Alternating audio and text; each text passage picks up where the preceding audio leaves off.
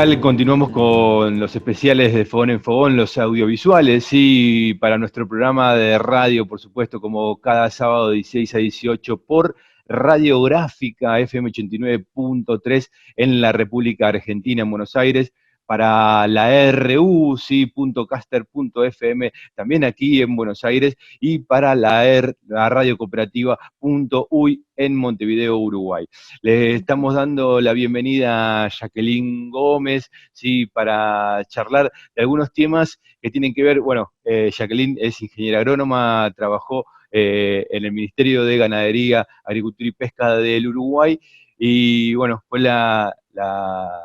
presidenta, sí, del Instituto Nacional de Colonización.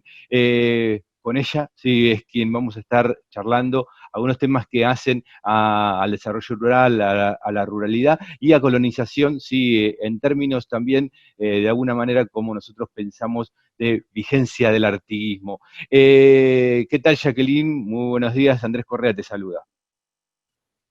Bueno, muy buenos días, la verdad que muchísimas gracias por esta oportunidad, es un gusto también poder socializar y poder pensar y reflexionar sobre el artiguismo y sobre el rol de las instituciones también en esta etapa, digamos, de los cambios políticos y democráticos de Uruguay y de nuestra región, capaz, porque creo que también es bastante importante poder visualizarnos como pueblo latinoamericano y como pueblos hermanos, pensando en cómo vamos construyendo sociedades más justas y cómo vamos logrando juntar nuestros esfuerzos y nuestras capacidades para poder mejorar las condiciones de vida y de trabajo de la población en términos generales y atender sobre todo como a los más infelices, ¿no? Y lograr aquello que planteaba Artigas, de que los más infelices sean los más privilegiados, que requiere un trabajo intenso, una articulación importante y un amor impresionante hacia las otras personas para poder irlo construyendo y armando. Jacqueline, yo ahí mencionaba, digamos, algunas de las tareas que tuviste. Me gustaría que le cuentes a los oyentes y a los televidentes de este espacio audiovisual, bueno, cuál es tu especialidad, digamos, y por qué te estamos preguntando sobre el tema de desarrollo rural y ruralidad. Bueno, capaz que de acá para atrás, digamos, en los últimos 6 años y medio fui presidenta del Instituto Nacional de Colonización, empecé en la administración de José Mujica y durante todo el gobierno de Tabaré Vázquez fui la presidenta. Capaz que una cosa que es bastante novedosa, digamos, la primer presidenta mujer del Instituto de Colonización y la primer mujer que entró al directorio del instituto fue una compañera en la administración cuando Andrés Barterreche era el presidente del instituto y Mujica era el presidente de la República. En 70 y pico años de historia, solo 2 mujeres pasaron por el directorio del instituto y una sola presidenta. Anteriormente trabajé muchos años en el Ministerio de Ganadería. La verdad que soy parte del equipo junto con Agassi, con Adriana Rodríguez, con Mujica, con Antonio Badel, con otro conjunto de compañeros, que elaboramos la propuesta de la creación de la Dirección de Desarrollo Rural dentro del Ministerio de Ganadería, o sea, generar esta mirada dentro del Ministerio de Ganadería que tenía que ver no solo con el proceso de control sanitario, del estatus sanitario tanto vegetal como animal, sino crear una institucionalidad dentro del Ministerio de Ganadería que tuviese una mirada de desarrollo rural, que pensase en la calidad de vida y las condiciones de trabajo de los trabajadores, de los asalariados rurales, de los productores familiares.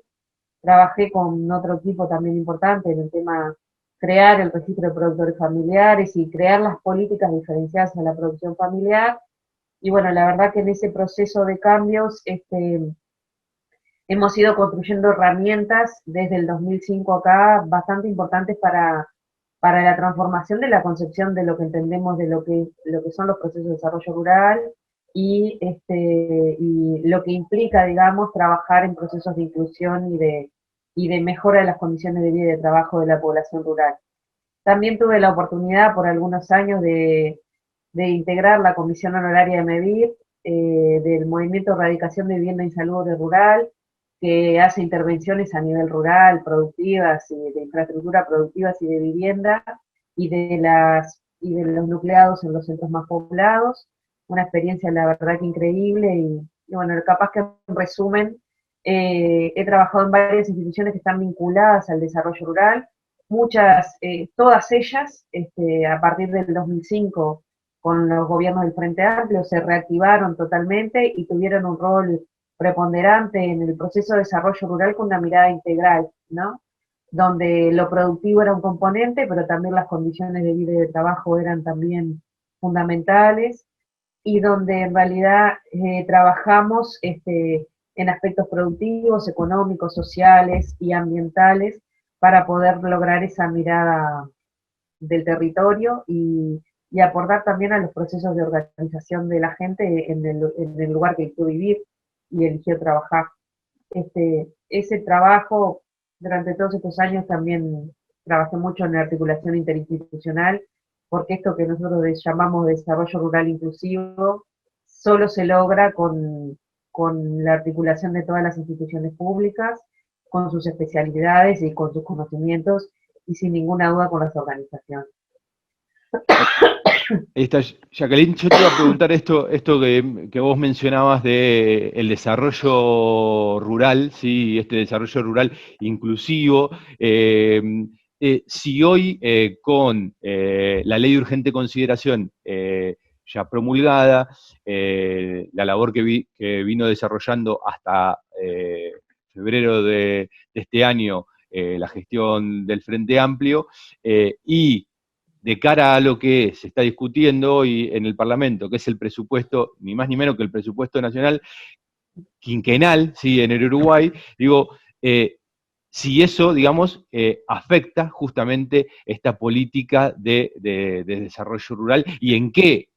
la afecta. Sí, justamente nombré tres instituciones, más allá de que hay un conjunto de instituciones vinculadas a la temática que hoy se están viendo afectadas con las definiciones políticas del gobierno actual. El Instituto de Colonización, en primera instancia en la ley de urgente consideración, sufrió un ataque muy fuerte, digamos, de este gobierno, impulsado incluso por algunos directores que hoy actualmente están en el Instituto de Colonización y por definición política del Partido Nacional y del Partido Colorado. Sufrió dos ataques fuertes. La primera está vinculada a retirar de la afectación de la ley de colonización unas casi 100.000 hectáreas, que el argumento eran que eran tierras que venían del banco hipotecario y que en realidad debería de sacarse de la ley, cuando en realidad el Instituto de Colonización, por la ley 11.029, que es de 1948, en su artículo 2, establece que el instituto se crea con las tierras que provenían del banco hipotecario del Uruguay. Este valor, para darle dimensión, durante 15 años de gobierno del Frente Amplio, logramos incluir a la afectación de la ley, o sea, bajo la ley 11.029, la de colonización, unas 133.000 hectáreas. Este gobierno, el Partido Nacional y el Partido Colorado, en 2 meses de gobierno, logró sacar de las tierras del Instituto de Colonización unas 100.000 hectáreas. O sea, aquella inversión que le costó a la sociedad un esfuerzo importante, ¿no? Porque no tenés por qué ser rural para poder estar aportando a las políticas públicas, sino que bueno, que es un esfuerzo de la sociedad en su conjunto. Aquellas 133.000 hectáreas que logramos incluir en 15 años de gobierno con una inversión muy relevante, que hoy se mantiene en propiedad del Estado uruguayo, este gobierno en 2 meses sacó 100.000 hectáreas, ¿no? Afectando el patrimonio global del instituto. Hoy, hasta que nos fuimos en abril del 2020, yo me fui porque el gobierno cambió en marzo, había más de 600.000 hectáreas afectadas a la ley. 2 meses después, aprobada la ley de urgente consideración, pasamos a 500.000 hectáreas, un poco más de 500.000 hectáreas afectadas a la ley. O sea, en muy poco tiempo gobierno sacaron un porcentaje importante del patrimonio del instituto, favoreciendo sin ninguna duda a determinados sectores, ¿no? Digo, acá está claro que esta definición política tiene nombre y apellido, los nombres están colgados en la página web del Instituto de Colonización, porque nosotros trabajamos mucho en el tema de la transparencia y socializar las políticas públicas, y hoy siguen presentes algunos beneficiarios que se dieron con esta definición política. Bueno, Eso por un lado dentro de la ley de urgente consideración. El segundo aspecto también fatal para el instituto, aprobaron un artículo que quita la obligación de la residencia y la explotación directa, ¿no? Capaz que en esta época de Artigas y de pensar en el reglamento artiguista, no sé si recuerdan que en el reglamento artiguista,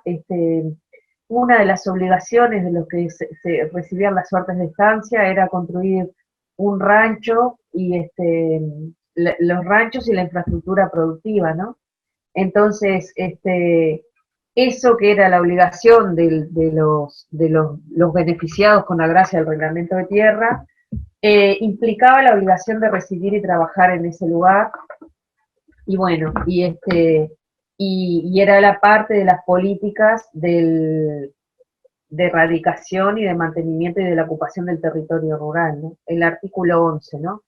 Serán obligados los agraciados a formar un rancho y 2 corrales en el término preciso de los 2 meses.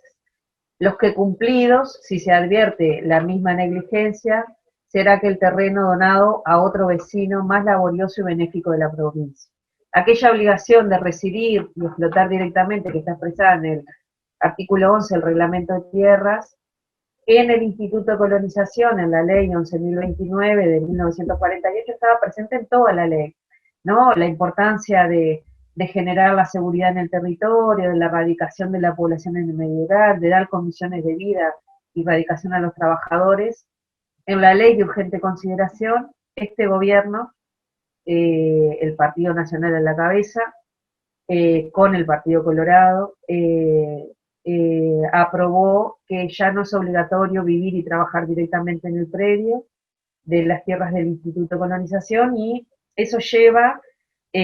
pusieron un conjunto de situaciones que serían las excusas, digamos, lo que se podría argumentar para no cumplir con esta obligación, pero eso sí, es tan amplia la variedad de las situaciones que seguro va a llevar a que la mayoría que quiere, digamos, tener un campo y vivir en Montevideo, vivir en una ciudad capital y tener un campo como cualquier productor capitalizado, digamos, vaya a poder utilizar las tierras del instituto. A mí ahí capaz que me parece relevante tener claro que estamos hablando de una política pública subsidiada, de más del 50% del valor de la renta del mercado, o sea, es mucha plata. En una tierra, por ejemplo, ganadera de 300 y algo de hectáreas, estamos hablando casi de 30.000 pesos por mes de subsidio, es mucha plata, digamos, para, el, para los recursos de los productores familiares, de los asalariados rurales. Entonces nosotros creemos, el Frente Amplio cree que frente a una política pública subsidiada tiene que haber un conjunto de obligaciones. Parte de esas obligaciones son residir y trabajar directamente, porque las tierras del Instituto de Colonización no son para tercerizarla, no son para vivir en Montevideo y tener un cargo político y bueno, y recibir el subsidio de la sociedad uruguaya, y no son para, para despoblar el campo, porque este proceso de despoblamiento de la campaña lleva sin ninguna duda a los procesos de concentración de tierra, de desprotección, digamos, de la población rural, de llevar a las ausencias en que las escuelas estén pobladas, en que la gente tenga caminería, en que estén los servicios presentes. Entonces, esta definición política que tomó este gobierno no solo afecta a los colonos que viven en las colonias y que eligen vivir y trabajar ahí, o que no tienen otra alternativa más que vivir y trabajar en el medio rural, sino que desprotege a toda la población rural, a todos los productores familiares, sean colonos o no, dejando despoblada la campaña y permitiendo el avance de la concentración de la tierra y la desprotección de los servicios en esos territorios. Así que es un retroceso muy importante y me parece que es bastante importante aclarar que la única fuerza política que no votó esos artículos fue el Frente Amplio. Todos los otros partidos políticos, todos los votaron.